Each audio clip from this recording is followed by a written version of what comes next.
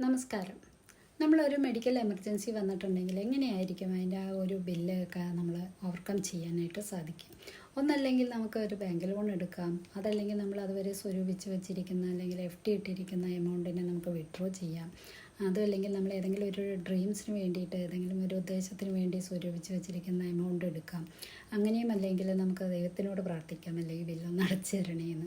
അതുമല്ലെങ്കിൽ നമുക്ക് ചെയ്യാൻ പറ്റുന്ന ട്രീറ്റ്മെൻറ്റിൽ നമ്മൾ കോംപ്രമൈസ് ചെയ്യുക എന്നുള്ളതാണ്. നല്ല ട്രീറ്റ്മെൻറ്റ് എടുക്കേണ്ട ഒരു ഇതാണെങ്കിൽ വളരെ കുറഞ്ഞ ചിലവിലുള്ള ട്രീറ്റ്മെൻറ്റ് എടുക്കുന്ന ഹോസ്പിറ്റലിലോ അല്ലെങ്കിൽ അത്രയും ചെറിയ ക്ലിനിക്കിലോ പോയിട്ട് കോംപ്രമൈസ് ചെയ്യുക എന്നുള്ളതാണ്.